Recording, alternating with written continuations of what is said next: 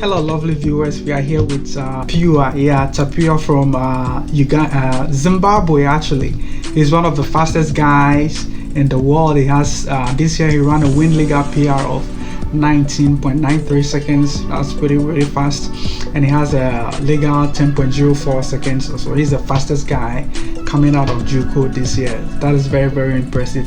Tapi, can you tell us a little bit about yourself? How it all started for you? And what inspired you to get into track and field? I was like a kid when I was in primary school, and I started like doing hurdles at first, like when I was in primary. Then when I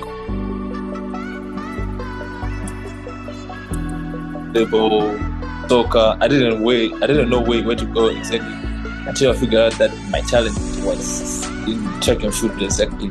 So I started training and started competing, and things started to work out, and I started concentrating on track. And Usain Bolt was my inspiration to run track, because my friends always told me like you run like Usain Bolt, so you must be like Usain Bolt. So yeah, he inspired me a lot.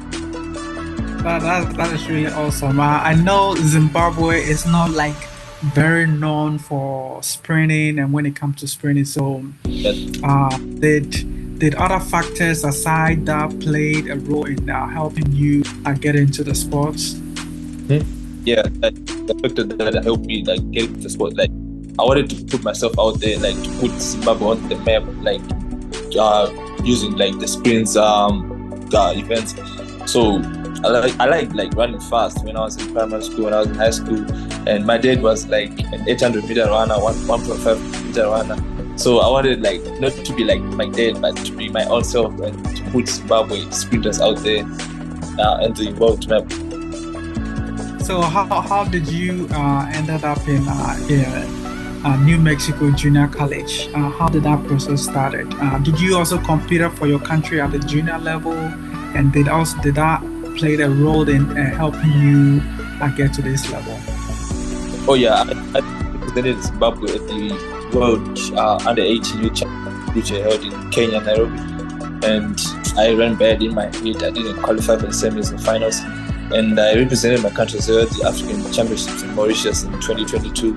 And I believe those two competitions put me on a map, like to the coaches from America to consider me good and to run fast. So I didn't have any offers from America, but I talked to my friend who was already here in El Paso, Kelvin Chico. He linked me up with Coach Andy, so that's how I got to New Mexico Junior College. That is awesome. And how long have you been in New Mexico? You've been there, this like your second year, right? Yeah, this is my second year.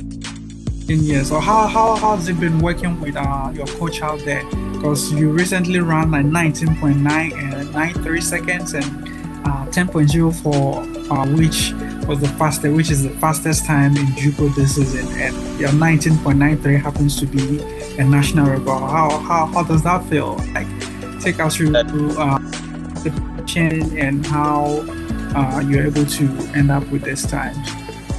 It feels good. Like my coach, we're always like talking about training programs. He always comes to me, asks me what to do, and I respect him. He respects me back, and we usually plan everything out, and usually everything like goes according to the plan. So I really respect him, and I really thank him for everything that he does. And even Coach Gino, we had like a good relationship before Coach Gino came back. So yeah, everything was good.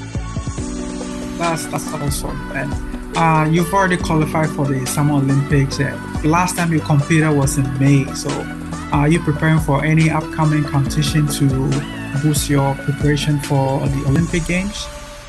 Oh yeah, I'll be representing Zimbabwe at African Senior Championships next week in Cameroon.